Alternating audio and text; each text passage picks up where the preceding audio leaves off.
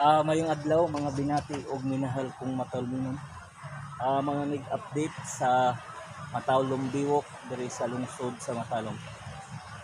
Ato gayong suportahan ang administrasyong kanunay headed by to our beloved Mayor Eric Espahulio ug mga kauban. Ato gayon lang suportahan guys para magpadayon ang kalambuan sa lungsod sa Matalom. Welcome to my channel, welcome to Eko TV News, ang channel sa kalambuan sa lungsod sa Matalom. Eko live diri sa Municipality of Matalom. Di kalidad nga serbisyo ang mahatag ko kaninyo Matalom nyo. October 13 deron 2021 magtinabangay kita alang sa kalambuan sa lungsod sa Matalom. Okay guys, among itor sa update sa Matalom Biwok diri sa lungsod sa Matalom.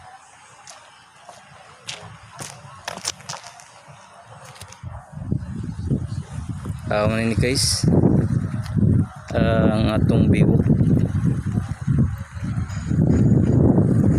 ongoing pa ni guys. Ato ko yung suportahan ang administrasyon kanunay headed by our beloved Mayor Eric Espahulio ug mga kauban. Unsa may rason nga ato mang ipadayon ang pagsuporta sa atong mayor para magpadayon ang kalambuan sa lungsod. Dili jud nato kanon guys, kay ang usa ka grupo nga adunay makuan masagol, dili motuhay ang mga programa, kay nga naman malangan nga dunay mo kuan. Dapat do guys nga dunay teamwork ang usa ka magdumala diri sa lungsod sa Matalom.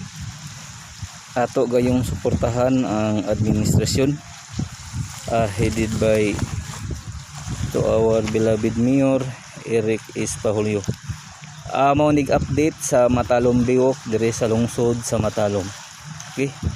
Welcome to my channel, welcome to Eko TV.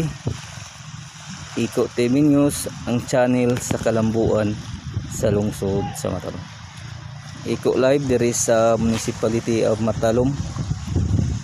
Di kalidad nga serbisyo ang mahatag ko kaninyo Matalom.